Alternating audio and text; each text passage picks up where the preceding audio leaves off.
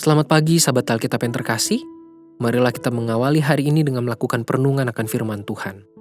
Bacaan Alkitab kita pada hari ini berasal dari kitab Yehezkiel pasal yang ke-33, ayatnya yang pertama sampai ayatnya yang ke-6. Lalu datanglah firman Tuhan kepadaku, "Hai anak manusia, berbicaralah kepada teman-temanmu sebangsa dan katakanlah kepada mereka, kalau aku mendatangkan pedang atas sesuatu negeri dan bangsa negeri itu mengambil seorang dari antara mereka dan menetapkan dia menjadi penjaganya, dan penjaga ini melihat pedang itu datang atas negerinya, lalu meniup sangkakala untuk memperingatkan bangsanya. Kalau ada seorang yang memang mendengar suara sangkakala itu tetapi ia tidak mau diperingatkan, sehingga sesudah pedang itu datang ia dihabiskan, darahnya tertimpa kepadanya sendiri. Ia mendengar suara sangkakala tetapi ia tidak mau diperingatkan, darahnya tertimpa kepadanya sendiri. Kalau ia mau diperingatkan, ia menyelamatkan nyawanya. Sebaliknya, penjaga yang melihat pedang itu datang, tetapi tidak meniup sangkakala dan bangsanya tidak mendapat peringatan, sehingga sesudah pedang itu datang, seorang dari antara mereka dihabiskan, orang itu dihabiskan dalam kesalahannya. Tetapi aku akan menuntut pertanggungan jawab atas nyawanya dari penjaga itu." Salah satu kecenderungan buruk pada diri seorang manusia adalah tidak bertanggung jawab, yang justru akan membuat ia sulit untuk dipercaya dan tidak bisa diandalkan. Selain itu, seseorang yang sangat sulit apalagi tidak mau bertanggung jawab juga akan membawa dampak buruk bagi sistem sosial maupun kerja di lingkungan hidupnya. Misalnya, seorang pekerja yang tidak bertanggung jawab atas tugas utamanya akan mengganggu pekerjaan lain yang berkaitan, entah langsung maupun tidak dengan dirinya. Seorang pelajar yang tidak bertanggung jawab dalam pelajarannya juga akan mengganggu para guru, bahkan teman-teman lainnya sesama pelajar.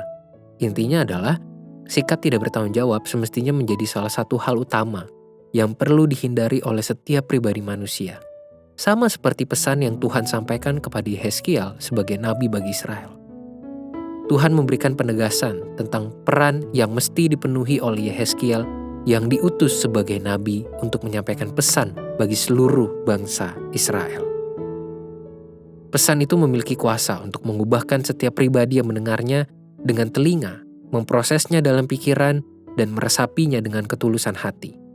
Meskipun kuasa yang terkandung dalam pesan-pesan Tuhan tersebut tidak bersifat mutlak terjadi, dalam artian masih menjadi kemungkinan yang bergantung pada respon setiap individu yang mendengarkannya, namun kemungkinan itu hanya dapat muncul ketika Yehezkiel menyampaikan pesan tersebut.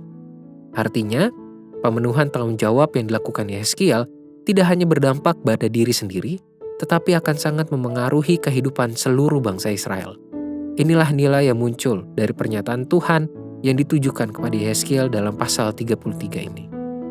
Sahabat Alkitab, hari ini kita belajar mengenai pentingnya bertanggung jawab dalam hidup keseharian sebagai representasi iman kepada Tuhan.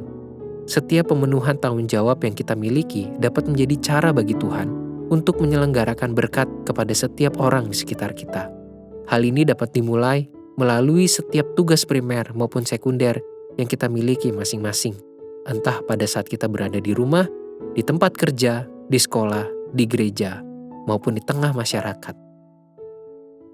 Selamat bertanggung jawab.